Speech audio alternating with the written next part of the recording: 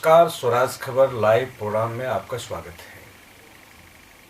भारत में चुनाव कोई लोकतांत्रिक शब्दावली भर नहीं है। यहाँ चुनाव एक उत्सव है, चुनाव एक त्योहार है। आज 5 राज्यों में होने वाले चुनाव के क्रम में आज 2 प्रांतों का चुनाव कुछ देर के बाद समाप्त हो जाएगा। तमाम उम्मीदवारों के भविष्य ईवीएम मशीन में कैद हो जाएंगे। गोवा से खबर आ रही है कि मतदान का प्रतिशत बेहतर है। अब तक पंजाब में जो मतदान का प्रतिशत है वो बहुत ज्यादा उत्साह देने वाला नहीं है। अब इस स्थिति में हम लोग चर्चा करेंगे। हमारे 2 साथी बैठे हुए हैं कि जो चुनाव के जो परिदृश्य है, गोवा का चुनाव और पंजाब का चुनाव। गोवा में उत्साह वर्धन करने वाला जो मतदान का प्रतिशत है और निराशा देने वाला जो प्रतिशत पंजाब का है।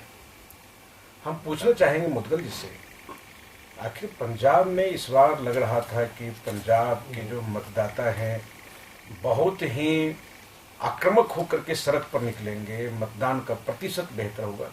क्या नेताओं से कुछ पंजाब आज ही लग रहा है? क्या मतदाता निराश हैं कि प्रतिशत मतदान का बेहतर नहीं हुआ? क्या कहना चाहेंगे? बाबा, अभी थोड़ा इंतजार करना पड़ेगा, क्योंकि पंजाब में ये भी देखा जाता है कि शुरुआत में जो प्रतिशत है वो कम होता है और एंड टाइम पे वो बढ़ भी।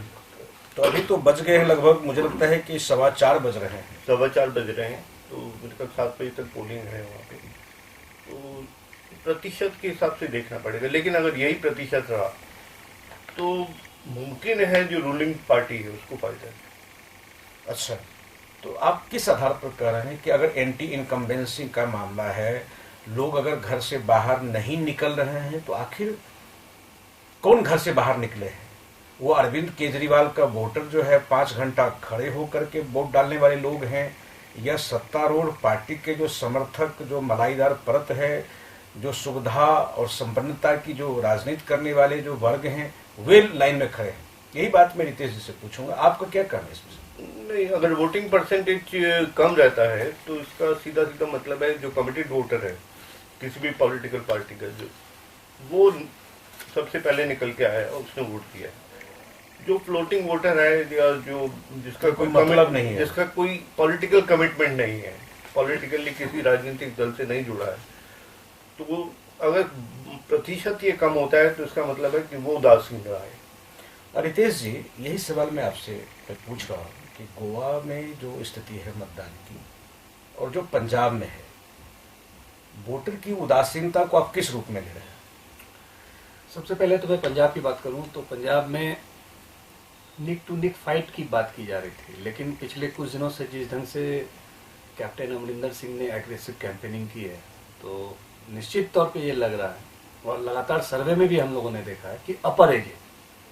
दूसरा कि अपर एज होने के कारण ऐसी स्थिति में कांग्रेस है कि शायद वो सरकार बना ले, और कैप्टन अमरिंदर सिंह जो है वो मुख्यमंत्री के स्वाभाविक तौर पे उम्मीदवार माने जा रहे हैं, सीएम कैंडिडेट। दूसरी बात यह कि वहां पर शिरोमणि अकाली दल और भाजपा गठबंधन के लिए सबसे बड़ी मुसीबत की जड़ है आम आदमी पार्टी का आना, क्योंकि आम आदमी पार्टी के दिल्ली के मुख्यमंत्री केजरीवाल ने सबसे पहले जिस ढंग से कैंपेनिंग की, उसका बहुत बड़ा असर ये रहा कि बड़ी संख्या में चुनावी सभा में लोग जुटे, और एक तरह से यही हमने दिल्ली के विधानसभा चुनाव में भी देखा था कि जितने ज्यादा वोटर्स आए उन्होंने वोट परसेंटेज भी उसी ढंग से जो है बढ़ा।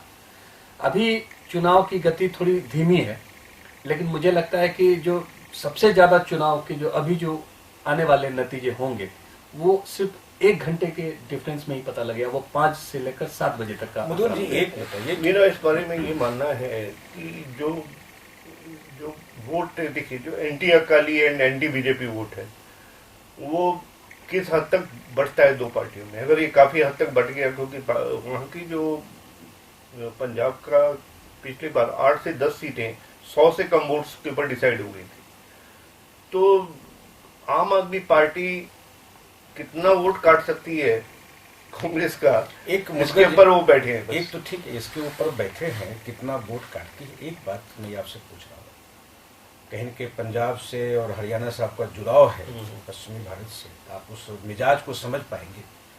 एक तो यह है कि पंजाब की जो जनता है वो लगातार दो पार्टी को देखती रही है, अकाली दल को, भाजपा को, कांग्रेस को। कम से कम 3 पार्टियों के व्यवहार से पंजाब अपडेट है। बीच में एक नई पार्टी घुसी थी, बहुजन समाज पार्टी पंजाब में, कांसी राम की वह जन्मभूमि रही है, तो कांसी राम जो है पहल किया था। अब वो बसपा वहां से गायब हुई है, आम आदमी पार्टी उपस्थिति दर्ज की है। अब आम आदमी पार्टी पर जितने प्रकार के आक्रमण हुए, जितने प्रकार की घेरेबंदी हुई, उनके तमाम विधायक मामलों में दर्ज होते रहे।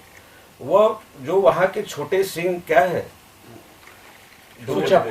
हाँ सुच्चा सिंह, अब सुच्चा सिंह के आक्रमण हुए, तमाम प्रकार की स्टिंग हुए, बावजूद भी अरविंद केजरीवाल पंजाब के चुनाव में अपनी धमक, अपनी उपस्थिति और हो सकता है कि बेहतर पोजीशन में आवे। तो पंजाब की जो परंपरागत मतदाता है, इसमें आम आदमी पार्टी की उपस्थिति आगामी राजनीति में क्या परिणाम पैदा करेगी? देखिए, जिस तरह से बाबा इन्होंने 4 पार्लियामेंट की सीट उस स्टेट से जीती थी, तो ये बहुत अचंभे वाली बात थी। और अगर ये पार्टी अपना लगातार विस्तार जारी रखती या रख पाती, तो ये इलेक्शन आम आदमी पार्टी और भाजपा के बीच में रह गया होता। लेकिन ऐसा लग नहीं रहा है। बिल्कुल ऐसा लग नहीं रहा है, तो इसका मतलब यही रह गया है कि ये पार्टी अपना जनाधार या जो अपेक्षाएं वहाँ की स्टेट की थी, इनके मेंबर पार्लियामेंट पे अब दो इनके साथ हैं और 2 दूसरी पार्टी, स्वराज पार्टी जो है उसके साथ चले गए। तो ये लोग, जो लोग इनके साथ जुड़े थे पंजाब में, उनको अपना पॉलिटिकल कैपिटल नहीं बना सके। एक निराशावादी एटीट्यूड वहाँ इन्होंने डेवलप किया, चाहे उनके दिल्ली से गए हुए कार्यकर्ता थे या दिल्ली से गए हुए जो लीडर थे, उनका जो एटीट्यूड था पंजाब के स्टेट लीडर्स के साथ जिस तरह का बर्ताव करते थे, तो वो बहुत डैमेजिंग फैक्टर रहा है। पचा नहीं पाया पंजाब, वो पचा नहीं पाए हैं। उनका राजनीति करने का तरीका और अलग था, जो भी संजय सिंह वगैरह यहाँ से गए थे। और जहाँ तक सुच्चापुरी की बात है, तो उनके राजनीतिक ओपोनेंट भी ये मानते हैं कि वो कुछ भी हो सकते हैं, करप्ट नहीं हो सकते। अच्छा, तो उनका इस तरह का एक इमेज रहा है, जो उनके सुच्चा सिंह छोटेपुरिया के साथ जुड़े हुए थे। और मेरे को लगता है कि किसी इनका ये इंटरनल फैक्टर था कि उस आदमी को जान के डैमेज किया गया, और डैमेज भी इनके दिल्ली के जो राजनीतिक लोग थे उन्होंने किया है। और अच्छा रितेश, इसमें मेरा एक पक्ष भी है। मुतकिन जी बता रहे थे सुच्चापुरा आम आदमी पार्टी के बारे में। मेरा ये मानना है कि नोटबंदी के बाद बड़े पैमाने पर पंजाब से पलायन हुआ है, खासकर मजदूर वर्ग जो, और उसी मजदूर वर्ग के वोट से पंजाब में शिरोमणि अकाली दल और भाजपा गठबंधन लगातार जीतती आई है, क्योंकि उसमें काफी परसेंटेज था।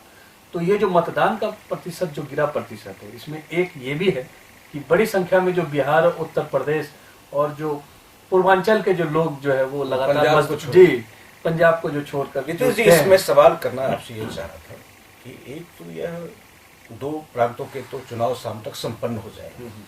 अब तो जितने भी आरोप प्रत्यारोप, कौन अच्छा कौन बुरा का डिबेट 2 घंटा बाद समाप्त हो जाएगा। मैं ये कह रहा हूँ कि फिर ऐसा नहीं लगता है कि 2 चुनाव ऐसे ही मुद्दा विहीन चुनाव, कोई गहरे सवाल नहीं, कोई गहरे मुद्दे नहीं, कुछ भी नहीं, नोटबंदी भी सवाल नहीं बन सका हुआ, क्या लगा कि ऐसे ही चुनाव केवल जो है टाइम पास के लिए या रूटीन वर्क केवल हो गया लोकतंत्र के लिए?